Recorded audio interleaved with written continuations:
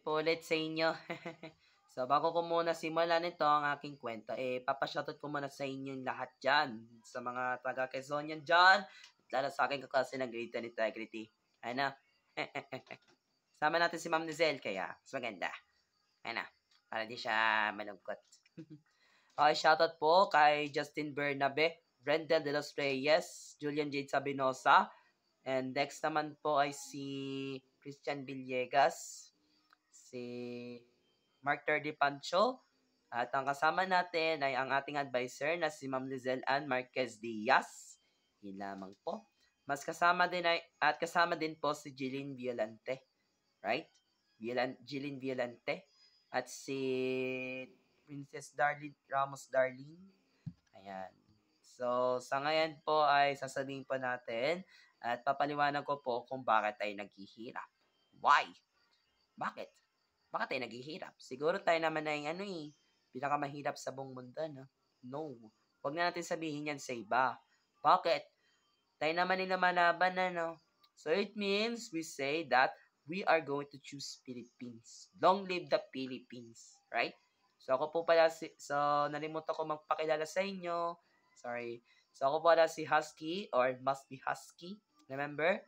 Remember your idolic and iconic idol. Iconic ako sorry.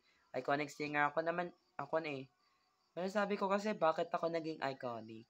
Sorry iconic po ako sa ngayon. Kilala niyo pa ako, Siyempre, oo. Sa mga taga-Tayabas dyan, parang hindi Kasi ako'y nasa Sariaya lang. Anyway, may kilala ko dyan, kaibigan ko. So, isa-shoutout ko na lang po si Cindy Chera, Judy Liza Mayuga, Zaira Mayuga. Okay. Alay ka pa siya. Kasi si Cindy Chera ay Timunan natin. Ayan, nandito na sa Sariaya. Kaya tayo nasa Quezon Province kasi tayo ay mga Quezonian. Remember that. Artista pa rin ako sa inyo. Joke. Artista pa rin ako syempre. Ayan. So, talalamunan ko. Anyways, I am very excited na ako po ay makasama at makapunta sa Agawan Festival events.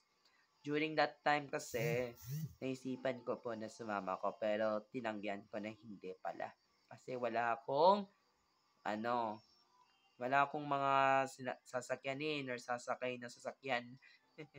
Di ko alam kung artista ako or hindi. Artista pa naman. Teen artist pala. Di ko din sure kung teen artist ako or hindi. Ang sure ko kasi teen artist na nga ako ngayon. Nakakalungkot. Suffer. Bakit? Gusto niyo ba ako kausapin? Sige na lang. Sige na nga, kausapin niyo nga ako kung ako ay naging singer niyo. Sige. Sige na nga.